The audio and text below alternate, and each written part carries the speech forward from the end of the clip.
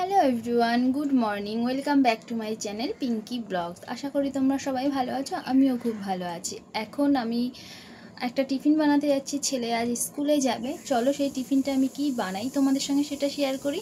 আজ আর সারাদিন কি হয় না হয় সেটাও তোমাদের সঙ্গে শেয়ার করবো। চলো দেখো, এখন থেকে আমার ব্লগটা শুরু হলো। আর এখন আমি কি করছিলাম সেটা তোমরা দেখো। আর এখন আমি বসে বসে এই মালগুলো কমপ্লিট করছিলাম। দেখো ওখানে একটা হয়ে আছে, এটা আমার করা আছে। এগুলো আমি আগেও তোমাদের সঙ্গে শেয়ার করছি। আমি অফ টাইমে ঘরে বসে এইগুলোই করি। তো একা একা থাকি তো সারাক্ষণ, তো এইগুলো করি। তো দেখো আমি গামলার মধ্যে ময়দা নিয়ে নিয়েছি, আর এটার মধ্যে নুন দিয়ে দিয়েছি। এই এখন এটার সঙ্গে তেল অ্যাড করব, মানে রিফাইন অয়েল। তো ময়দাটা মেখে নিই। রোজ রোজ কি টিফিনে দেবো ওকে, কি টিফিনে নিয়ে যাবে, একটা প্রবলেম হয়ে যায়। কি করব, রোজ রোজ এত চিন্তা করে পারা যায় না যে কি দেব।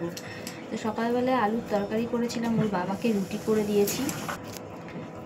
তো আলুর তরকারি করেছিলাম বললাম, আর রুটি করে দিয়েছি। তো ছেলে আবার রুটিটা খুব একটা পছন্দ করে না, আলুর তরকারি আছে তাই ওকে লুচি করে দিচ্ছি। টিফিনে লুচি নিয়ে যাবে স্কুলে, কেন কিছু তো টিফিন নিতে হবে। এখন 10টায় স্কুল যাবে, আসবে সেই 5টায়। তো সেই কারণে টিফিন একটু বানিয়ে দিই, লুচি বানাবো, সেটা একটু খেয়েও যাবে একটু নিয়েও যাবে। তো দেখো গাইস, তখন তো ছেলের জন্য টিফিন বানাচ্ছিলাম, বানাতে বানাতে ও টিউশন থেকে চলে এলো।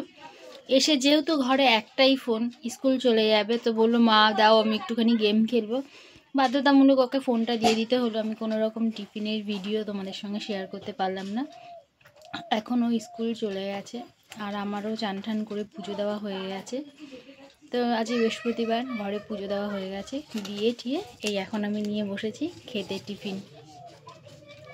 তো টিফিন খাই, এদিকে দেখছি কীরকম অন্ধকার করে আসছে মেঘটা, মেঘ গুড় গুড় করে ডাকছে। খড়গপুর এলাকায় তো মনে হয় 17 তারিখে না 18 তারিখে বেশ খুব জোর বৃষ্টি হয়েছিল। সেখানে এমনকি শিলাবৃষ্টি হয়েছিল, চারিদিকে বরফে বরফ, পুরো কাশ্মীর হয়ে গেছিলো। আমি খবরে দেখলাম, আমার হাজব্যান্ডের মুখে শুনলাম।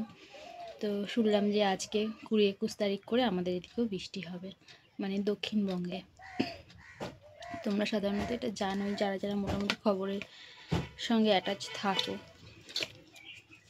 তো চলো দেখা যাক কীরকম বৃষ্টি হয়। বাইরে ওয়েদারটা দেখে কীরকম অন্ধকার হয়ে গেছে। দেখো বৃষ্টি দেখো কীরকম অসময়ের মধ্যে ঝমঝম করে বৃষ্টি পড়ছে। আমি জানলা দিয়ে একটু তোমাদেরকে দেখানোর জন্য আমি ভিডিওটা অন করলাম, কীরকমভাবে বৃষ্টি হচ্ছে।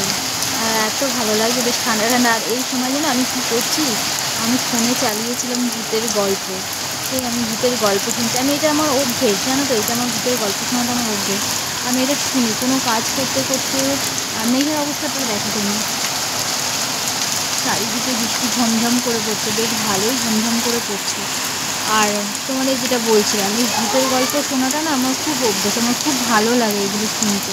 তো যখনই আমি কোনো কাজ করি, তোমাদের সঙ্গে শেয়ার করেছিলাম না যে আমি হাতে কাজ করি, স্টোনের কাজ করি, সেসব যখন কাজগুলো আমি করি তখন কী করি বলো তো, তখন আমি আমার ফোনে ভূতের গল্পগুলো চালিয়ে দিই, আর এক মনে কাজ করি, রান্নাবান্না সংসারের সমস্ত কাজ করি। কারণ আমি তো ঘরে একা থাকি, আমার সঙ্গে কথা বলার কেউ থাকে না।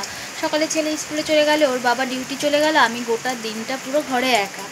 তো কি করব, এরকম হাতের কাজ করে তার সঙ্গে ফোনের মধ্যে আমি ভূতের গল্প চালিয়ে রাখি। কিন্তু আজকের ওয়েদারটা এমন হলো, এতক্ষণ সকাল থেকে ভালো ছিল, 10টা পর্যন্ত বেশ ভালোই ছিল। দেখুন আমার ছেলেও স্কুলে চলে গেছে, আর আমি তাকে ছাতা টাতা কিছু দিইনি। আমি তো বুঝতে পারিনি এরকম জোর বৃষ্টি হবে। তো এখন হঠাৎ করে বৃষ্টিটা নেমে গেল। আর যেটা বলছিলাম, এই সময় দেখো আমি ভূতের গল্প শুনছি আর হাতে কাজ করছি, তার মধ্যে এরকম ঝমঝমিয়ে বৃষ্টিটা নামলো, মানে আমার একা একা ঘরে থাকতেও এখন ভয় লাগছে যেন গল্পগুলো শুনে। তবুও দিনটা বেশ ভালোই যাচ্ছে, কেন ভূতের গল্প, বেশ রহস্যময় গল্প। যেমন আমি প্রেত কথা শুনি, আরও দুটো একটা গল্প চ্যানেল আছে যেগুলো ইউটিউবে সার্চ করলে পাওয়া যায়। তো সেই সব চ্যানেল থেকে আমি গল্প শুনি। তো এইরকম একটা রহস্যময় ভূতের গল্প শুনছি, আর তার মধ্যে আমি ঘরে একা, চারিদিকে দরজা দেওয়া, কেন জলের ঝাপটা আসছে, একা একা বসে গল্প শুনছি। বেশ ভালো লাগছে, ইন্টারেস্ট লাগছে খুব, যে গল্পটা আমি ছেড়ে বেরোবো না। কিন্তু আবার একা একা যখন জোরে বেশি বীভৎস আওয়াজগুলো হচ্ছে না, মারাত্মক ভয় লাগছে গাইস, মারাত্মক ভয় লাগছে।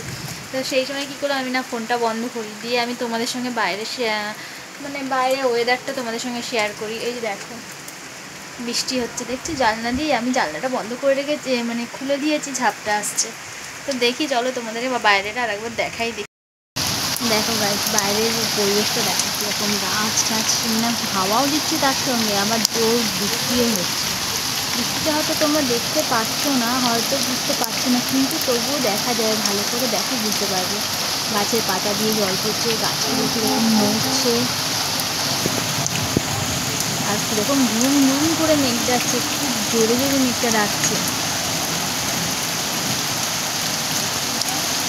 তো সারাদিন ভালোই বৃষ্টি বৃষ্টি করে কেটে গেল, তাড়াতাড়ি করে বড় আজ চলে এসছে, ছেলেও আজ টিউশন থেকে তাড়াতাড়ি চলে এসছে। আর আমি দেখো রাতে রান্না করেছি আটা ময়দা মিলিয়ে পরোটা, আর ওইদিকে আলুর দম, সেটাও তোমাদের সঙ্গে শেয়ার করলাম।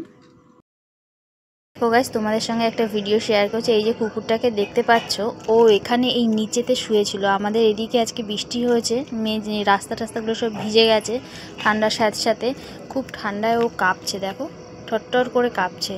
আর ও এসে শুয়েছে আমাদের এই সিঁড়ির উপর, ওকে রুটি দেওয়া হয়েছে খেতে, এই যে ও খেলো না, ও এখানে এসে সিঁড়ির উপর শুয়েছে, তবুও এখানে শুয়ে শুয়েও ও কাঁপছে। আমি সেটা তোমাদের সঙ্গে শেয়ার করলাম। আর তোমার দাদাভাই যতবার ওকে কিছু একটা গায়ে দেওয়ার জন্য আসছে, ততবার ও উঠে উঠে পালিয়ে যাচ্ছিলো। তো এখন দেখছি আর পালাচ্ছে না, মানে এখনও বুঝতে পেরেছে যে এরা একে কিছু করবে না। তবু দেখো চোখ কান এদিক ওদিক খোলা রেখেছে, জামা প্যান্টটা দেখেই মনে হচ্ছে পালানোর চেষ্টা করছে। দেখো, এই দেখো তোমার দাদাভাই যেই দিয়ে দিচ্ছে, এটা ভয়ে ভয়ে দিচ্ছে যাতে অন্য পালিয়ে যায়। তো দেখো চুপ করে আছে, ও বুঝতে পেরেছে যে ওকে আর কেউ তাড়াবে না। আমরা ওকে তাড়াইও না, ও আমাদের এখানেই থাকে। দেখো কীরকম চুপ করে বসে আছে। তো চলো, ও ওর মতো ঘুমুক, আমরাও সবাইকে গুড নাইট জানাই।